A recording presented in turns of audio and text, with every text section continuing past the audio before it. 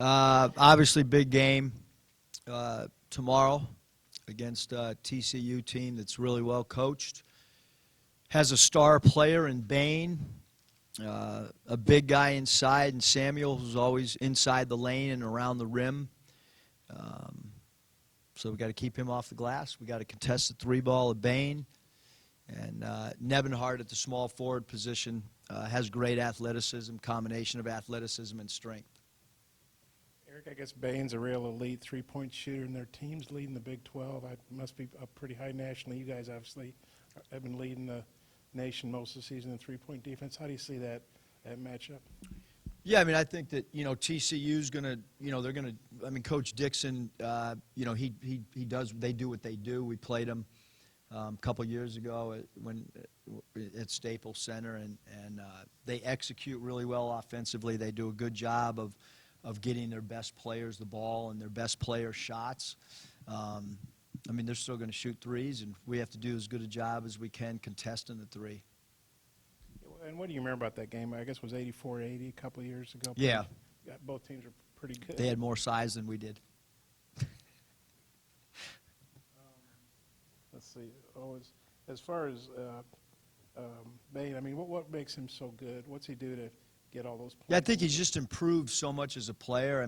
A few years ago he played a lot of four for him, kind of power forward, and then moved to small forward. Now he's playing a lot of off guard.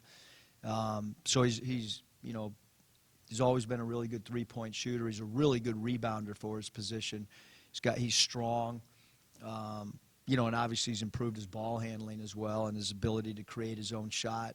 I think he's a really good passer, too. You watch him on wing pick and rolls, and he just throws the ball through four defenders on skip passes. That's what I was really impressed with watching him on film, is his ability to find people when he's got the ball in his hands on skip passes if you overhelp.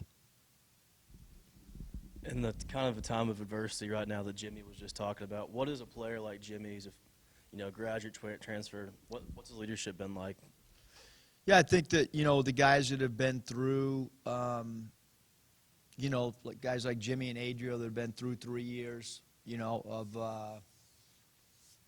wins and losses, they, I think stability is always good for those guys that are kind of level.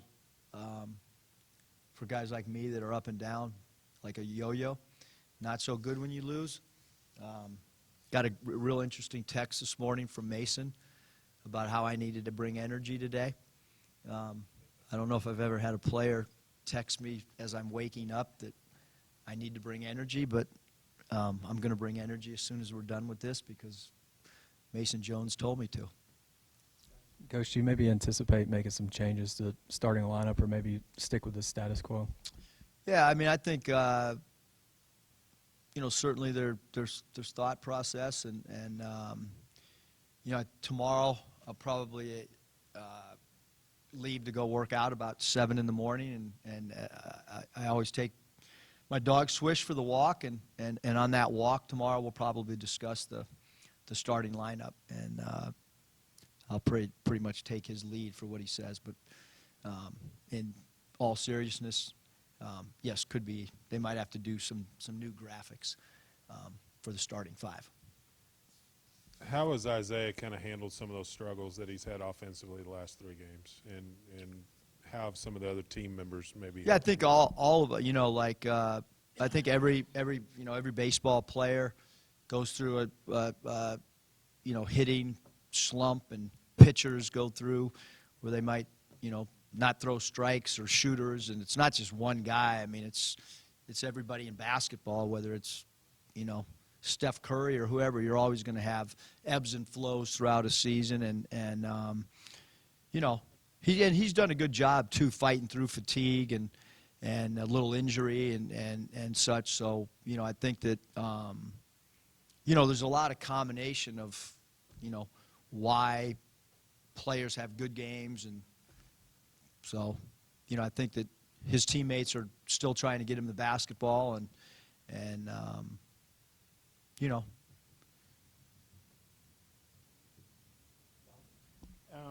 strike me as a guy that lacks energy or doesn't bring energy. What time did Mason text you that? What was your reaction, and what was your reply to him? I think I gave him the thumbs up. I think I think he just sensed that I was not real happy yesterday.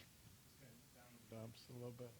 I don't know about that. More angry. Angry, okay. Well, you can have energy with anger too, right? That's true. That's true. And- I guess I didn't bring it yesterday. Yeah. And what time was that he texted you? Probably, I'm going to guess 7:08. Because Okay. I get Mariah up at 7. My phone's still on the charger. And then I grab it right before I walk out there. I'm going to guess 7:08.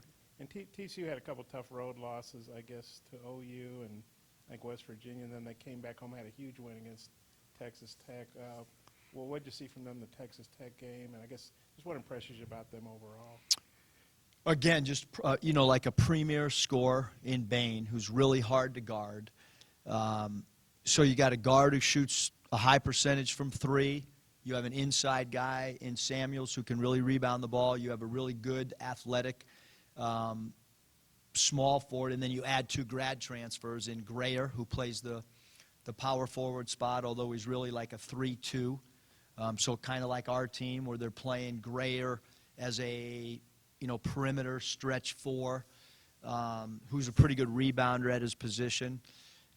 And then Dennis at the point guard spot is a 5th-year grad transfer. So 2 grad transfers along with Bain, who's got an incredible amount of experience. So, and they're well coached. I mean, he does as good a job as anybody in the country coaching. Jamie does.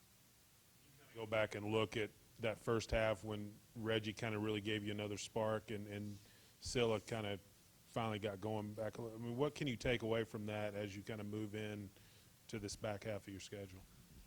Yeah, I mean, you hope that a player, when he goes in and plays well, you hope that he gets more confident. But I've said it before. Like I think every game takes on its own identity. Going into the Kentucky game, just because we played well a game before, I don't think it really matters. I think that players get hot during the course of the game. Matchups are different from game to game. I thought Scylla did a good job of playing within himself.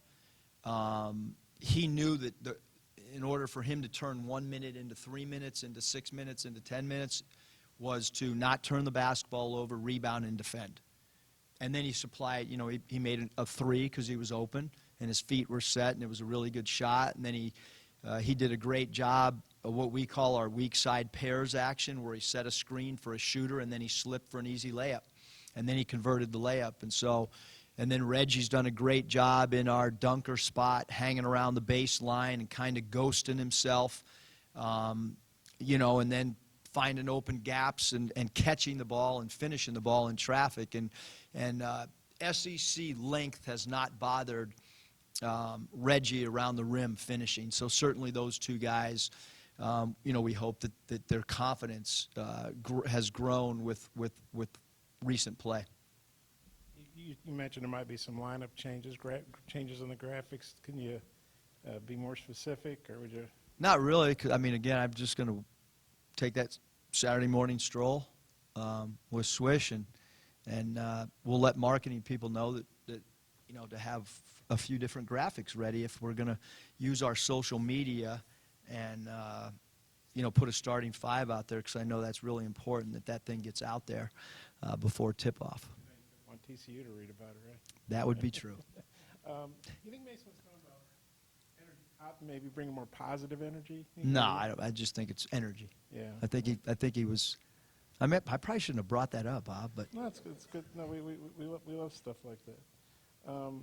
And then I know Jeff Grayer's kid plays for him, and I think Nemhard's dad played in the NBA.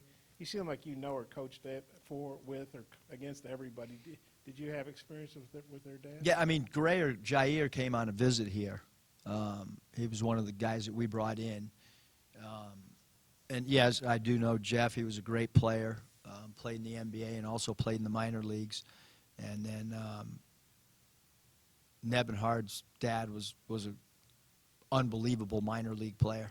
Did you coach against those Yeah. guys or with? Yep, against him, not with him. And his bio doesn't say he's related to Florida Nemhard, but do you know are those guys related? I don't think so, not at all. Okay. You think they said it in his bio if they were. And then, probably won't be students line up at 5 a.m. or whatever, but, it's another sellout crowd. It's a big game. TCU's, coming off a huge win. What do you expect from the atmosphere, and how can that help you guys when you're trying to get off the deck after a couple times? Yeah, I think the atmosphere will be awesome. Look, we've lost 2 in a row. The atmosphere, the home game against Kentucky, nobody in the country is going to be able to duplicate that, I don't think. I think it was as good as any atmosphere that you could possibly ask for. We lost a game on the road that we could have potentially won. Our team is playing really, really hard. I think that our fans feel the passion kind of that they play with, and so I think we're going to have not only is it a sellout, but you got to sell the ticket, but then they got to come, and I think they're going to come to the game. And then I think our student section will be great. I just came from a sorority. They seem pretty fired up. They all said they're coming, so I think we'll have a great student section. I know they're not going to line up early, but as long as they get there before tip-off, we're cool with that too. And, they weren't, quote, challenge games. I'm sorry. Okay. No, they weren't challenge games. You wanted Indiana, you beat Georgia Tech. This is the third Power 5 conference you could beat. How big would that be, and just kind of carrying the SEC banner in this challenge thing? Yeah, I think it's a big weekend for our conference for sure. Whether it's Kentucky and Texas Tech or our game, I think that it's especially kind of the time of the year, like when the schedule first came out, I was kind of like, wow, why would, but now that I'm involved in it, it's kind of a cool time because like there's no football going on, there's no NFL, there's no college football, so to speak of, and right now is a big time college basketball. People are, the NBA playoffs are still too far away, and so I think it's great for college basketball to have this thing right now on a Saturday is great. I think it's great for our fans to be able to see, teams from a basketball conference. It's really good. I mean, I'll answer any more because Bob dominated. Does anybody else have anything? We good?